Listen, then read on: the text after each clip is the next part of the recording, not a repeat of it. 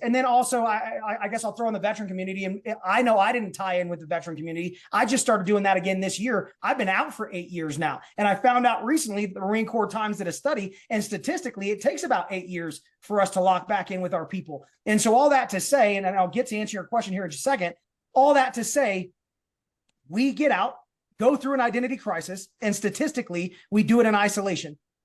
And because I think we focus on these mental health issues and the suicide and the alcohol, like all these negatives, because that's being pushed down our throats, we find ourselves in those positions rather than realizing that, again, our thought processes shape our identity. So we can shape our identity around who we intend to be after leaving the military. Now, what advice would I give to somebody exiting the military? Figure out who you want to be. You know, and there's different things that I would encourage people to consider as they go down that path, but you've got to identify who it is you want to be. What does you look like on the other side of whatever you're looking to accomplish? Who do you want to become? What makes you happy? What brings you joy? How can you generate income doing those things? You know what I mean? How can you exist in the way that you want to? You know, coming out of the military. That's what I would encourage and look, and I gotta pause on this too, because dude, it's not just the military. Like, humans face these things. Humans face these challenges.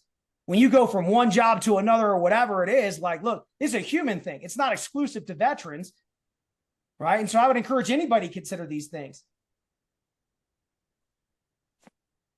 Wow. Amen. Awesome. Matt. I forget the exact question, but it made me think of when I got out of boot camp, 23rd of December, 71. And I was really gung-ho. I was the guidon. I got to carry the little flag in boot camp, and I thought that gave me some sort of authority. And I got my dress blues and my first stripe. And I was home for the Christmas holidays, and I was wearing my blues and strutting.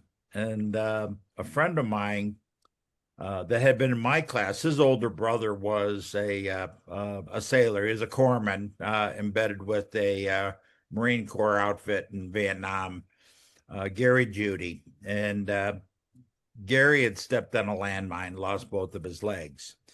And we were doing Christmas shopping, and a little kid, maybe 4 years old, yelled at the top of his lungs, "Look, Mommy, that man doesn't have any legs."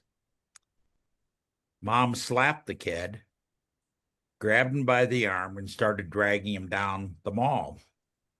Gary catches up to her in his wheelchair and said, "Ma'am, I saw what you did. Instead of turning me into a monster, why don't you try to take the time to tell him what must have happened?" Vietnam was going on at the time. The country was as divided then as it is now.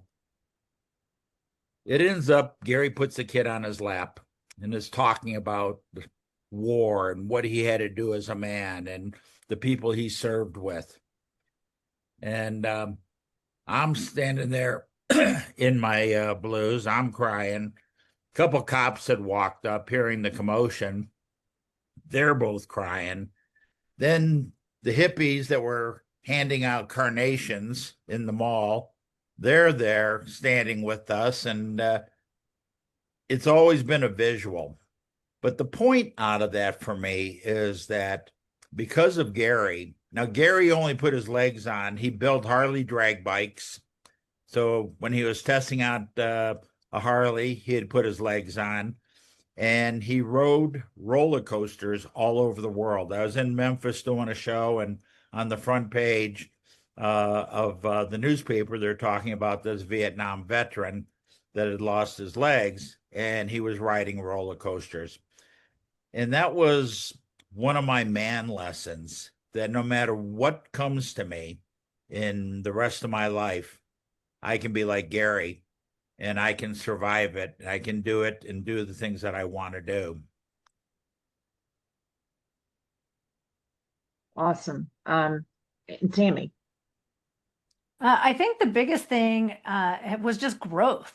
For a long time, I did kind of like trying to figure out my way when I got out of the Marine Corps. But once I really started leaning into the passions and the interests and the things that I was intrigued by, it became like this hunger. And so I think that instead of like you spend all these years serving your country and having to do the things that you're told or the mission at hand, but now all of a sudden you're free and to free to choose. And so do you start like seeking out those things and letting it all be a big experiment? You only learn really where you're going to go through trial and error. And so I think that would be my biggest lesson.